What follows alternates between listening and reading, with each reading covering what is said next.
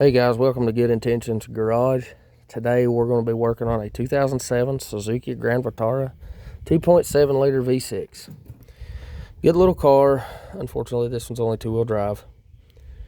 Today we're doing oxygen sensors. I've got a Catalyst low efficiency bank 2 code P0430, and that could be a cause of actually a few things, and some people don't understand. This car, these specifically, I don't know about any of the newer ones, but the manifold has a catalytic converter built into it. And then as it flanges out to another pipe, and then it flanges again into a resonator chamber, which these cars have a series of exhaust systems. They have two resonator chambers, a cat on each side of the engine, and then another strand of pipe to go to the muffler.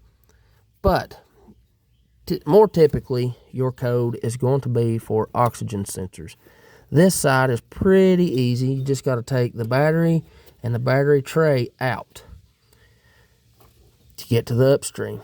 Now the downstream is a different ballpark. It's easier to take the tire off, so you got more room to work under the car. But the downstreams come all the way up and plug in back here behind the head. Pain in the butt. So to save you a little time, grounds don't matter. Cut your wires. These are blue, white, and two blacks. Two blacks for grounds. So cut them blue to blue, white to white, black to black. Simple. Shouldn't be an issue. As long as you got heat shrinks and electrical tape to seal everything off, keep water out, it's pretty easy. But these are not easy to get to. This one for my car was so tight, I sprayed it with Freon, let it soak for an hour, tried it again, still didn't want to come loose. So I had to put a 2-foot stick of pipe on my ratchet to break this thing loose, and I actually had to thread it all the way out with the pipe. Could not do it by hand or just by the socket, and it took forever. But finally got it out. The new one went in fairly easy. Only thing you got to worry about if you do it that way is don't beat on your lines here, because I did, and I got to bend it back out. So, oh well, big whoop. Pretty easy job as far as this one. Now the other side on the top is a whole different ball game. This one, it's easiest to take the vacuum line for your brake booster off. And this line, believe it or not, was actually kind of getting in my way, so I went ahead and took it off. Undone both the clips for the wiring harness, so you have a little mobility in it, and it kind of makes it easier. Not much, but it does help. Every little bit helps. The oxygen sensor on this side is back here. Right here, as you can see. Sorry about that weird zoom. I had it on 05. There it is. Now you can see where the oxygen sensor goes. That was a pain in the hind end. So what I had to do was get the socket in there. Had to line this up to where I could just slip it in over the wire. Get it on there like so. Get the slack out of the socket, because them sockets never fit all the way right. Take one hand to pull it around and hold the socket in place while I worked my ratchet to get as much leniency as I could with it. Give me some pull room. And hooked a wrench to the back of it to break it loose. That's a cheater wrench. But doesn't give you much room to work still yet. And I undone the plug. There's a metal tab right back here that it hooks to. And I undone it with no intentions on putting it back, because that took me an hour, believe it or not, to get this off and unhooked. It was on there really good. Only thing you got to worry about, really, is your transmission dipstick. Once you get all this undone, you know, it looks like it's more room than there really is. My hands aren't very big, but you can see that's pretty tight. It's hard to work in there with two hands. I tried to go in through the top here with the swivel. As you can see, there isn't very much room between your drive-by wire throttle position sensor and your intake. Plus you got that vacuum line right there. And yeah, it's not very fun. And as you can see, the oxygen sensor laying here, they're a little crusty. Not too good. But yeah, that's what we're dealing with today.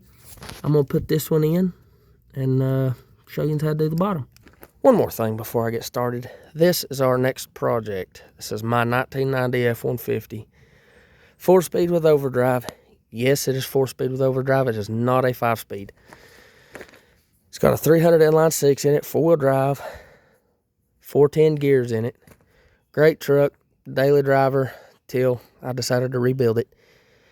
It is a work in progress. As you can see, the bed is not good, but we're going to fix that, and we're all going to do it right here on this channel. As far as the interior goes, interior's not that good, but it's not that bad either. And yes, I do have my transfer case shifter on my gear shift, because why not? It fit better. And the gear shift knob is on my transfer case because it was funny. See, 4 speeds with overdrive. This is not a 5-speed. Not all trucks came with that option this year, but some did. This has been a good truck, and it's going to be a good project for the channel. Alright, as you can see here, I've got the new oxygen sensor started in, and it is very, very tight. You can see I got the plug laying on me. Okay, now it's snug. That's what we're going to do. You'll be able to see the room I had to work with here. We're going to take the plug, pull it around so we don't break it. These parts are not cheap. You see my slot? I'm going to slip it right on over. It's going to be hard to do one-handed. There. Now,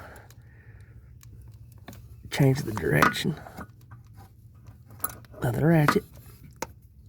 And see, these things don't ever sit right. We got the slack out, tighten it, get the slack out of it, tighten it. This is slow go, but it works. It's not very efficient, but the oxygen sensor is getting tight little by little. Okay, now that that's done, since we're not going to clip it back, we're going to keep our wires behind the transmission dipstick here. It's the easiest. Let me see if I can lay the camera somewhere where y'all be able to see this here. See, barely get 2 hands in there. Now what we're going to do, line our plug up.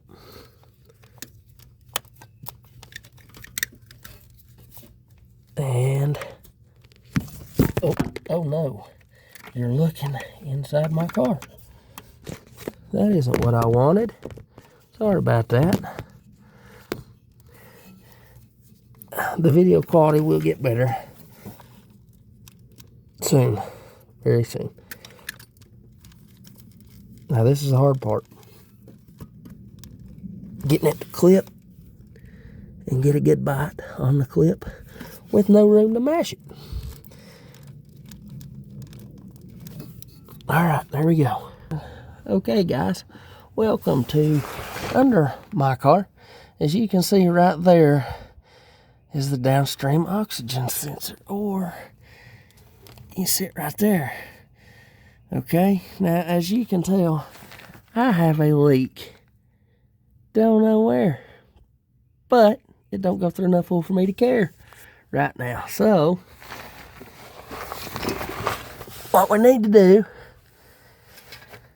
is get in here, clip those wires, clean them, pull them back, get them out of the way, take that oxygen sensor out, and get the new one in.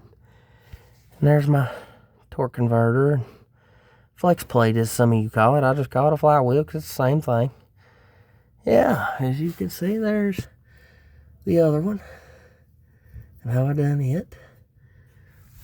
And as far as the exhaust system I was talking about. Here's the flange, where it comes into one piece. There's a resonator chamber, and there's the other one. These things are coming out soon.